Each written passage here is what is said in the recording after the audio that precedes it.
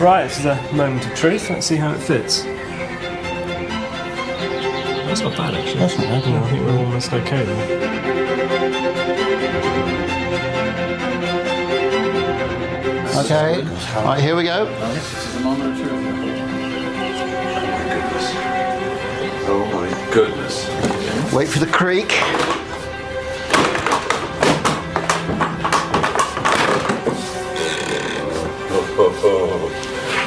Good luck, everybody. Here we go. Cross your fingers.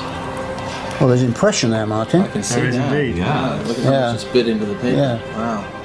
Oh my word. That is quite remarkable. Fabulous. That is extraordinary. Congratulations, everybody. The inking is superb, Martin. The alignment is fantastic. And there is your But- E, right? And that Right there. E in particular stands Yeah. out as being Yeah, it's the best one on the far page. and away.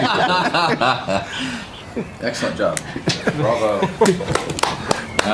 I am very, very pleased with that. So you should. I mean, considering it's the first one, I think that's startlingly good. Extraordinary. Here it is. Anyway, let's do some more. Well, that's the proof of a printing press is being able to do more. As we print, the normal procedure would be that the puller, the puller, you're the puller, I'm okay? the puller, okay. It takes the sheet off, Yeah. and it gives it a cursory glance, but he's got to get really ready for the next print, Right. right?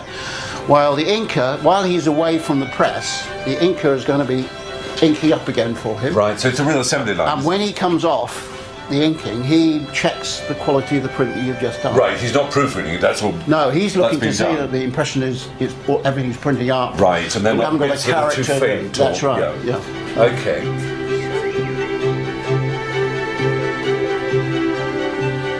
Done with my frisket. Yes. Tin pan down. Tin pan, that's it. Oops, it's dead. Now we all hold on to the press now. Right, and... That's him.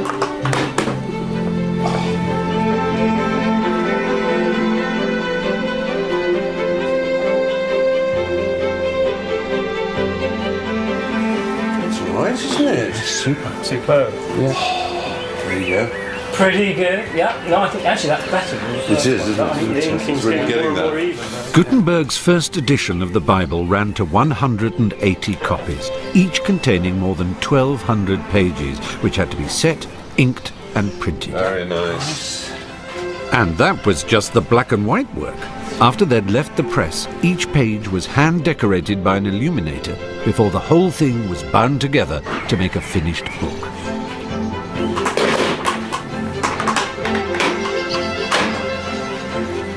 This is the miracle. They're identical. Each one of these wonderful pages. And that had never been seen before in the history of the world. Our experiment's nearly finished, but for Gutenberg, this was just the beginning of a monumental 2-year print run. But what a beginning it was. The first copies of Gutenberg's Bible were displayed at the Frankfurt Trade Fair in 1454, and they caused a sensation. Today, fewer than 50 of those original books are still in existence. One of the finest is held here at Göttingen in Germany. You know what, I'm genuinely tingling with excitement about coming close to a Gutenberg Bible, having only seen one through glass and having examined so much about its means of production, and having discovered just how important it was and what a symbol it is of everything the modern age stands for. The idea of actually touching one, albeit through cotton gloves, is giving me goose flesh. I cannot believe this. You know, I've looked at them through glass and I've read about them, and to be so close is an extraordinary feeling. You want to have a look?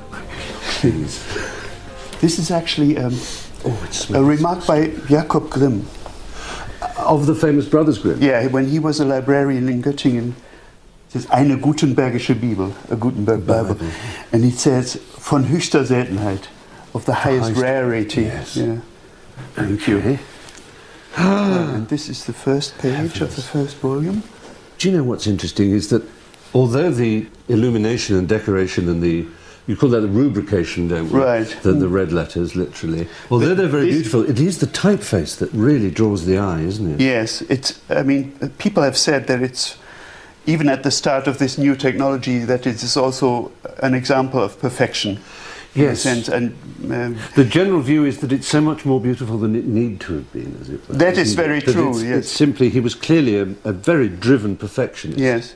He uses what the scribes in the monasteries also used. He used abbreviations.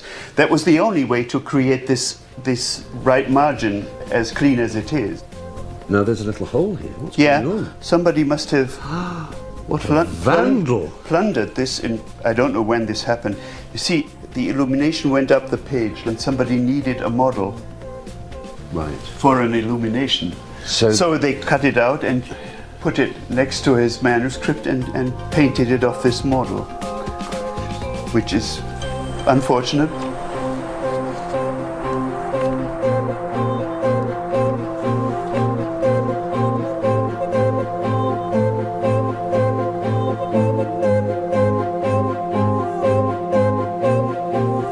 Naturally, I feel very privileged to be able to leaf through this unbelievably rare and important object, a Gutenberg Bible, in my hands.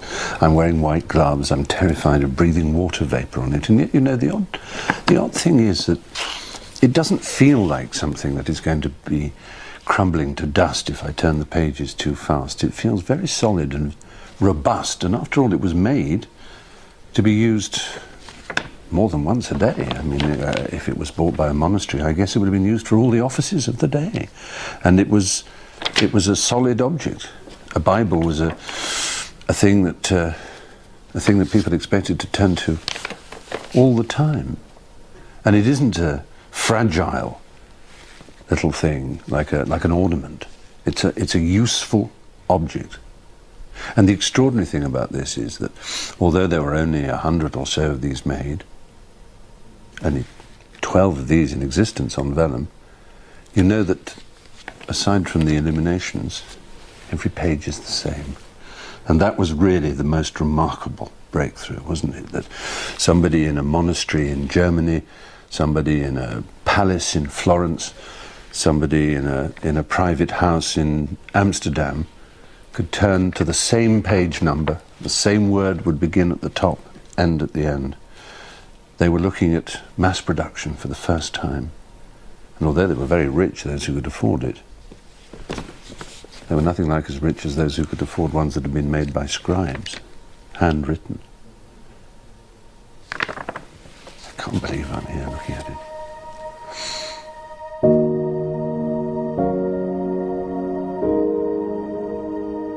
I'd like to report a happy ending for the man who created this extraordinary book, but it didn't turn out quite like that. Do you remember Mr. Fust, the dragon who bankrolled the printing of the Bible? Soon after the presses started running, he asked Gutenberg to repay the money he'd borrowed. Gutenberg didn't have the cash, so he was forced to hand over all his printing equipment instead. It had taken him almost a lifetime to build his machine. Now, so soon after it had been completed, it was snatched from Gutenberg's grasp.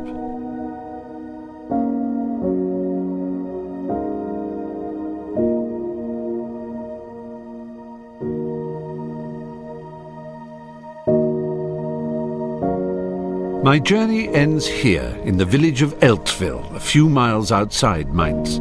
Gutenberg had family roots here, and his friends helped him get back on his feet and even to set up a new printing workshop. But he never enjoyed the riches which his invention earned for his former business partner, Fust. Well, Gutenberg finally got the recognition he deserved. Up in the castle there, the elector called him a knight and gave him a pension, and when he died, the world knew that he had founded the modern art of printing. But it's not that, really, that has brought me here.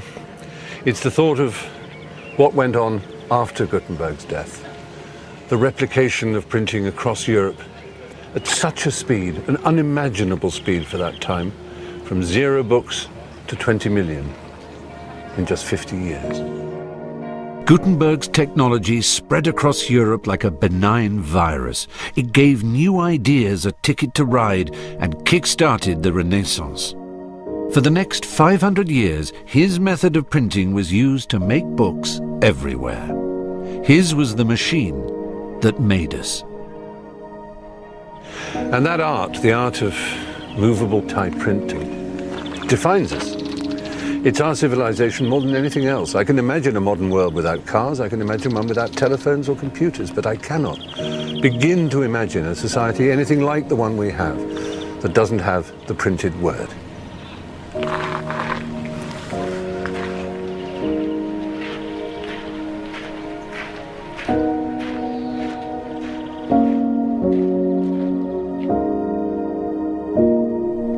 We take you back to 14th century Hartford.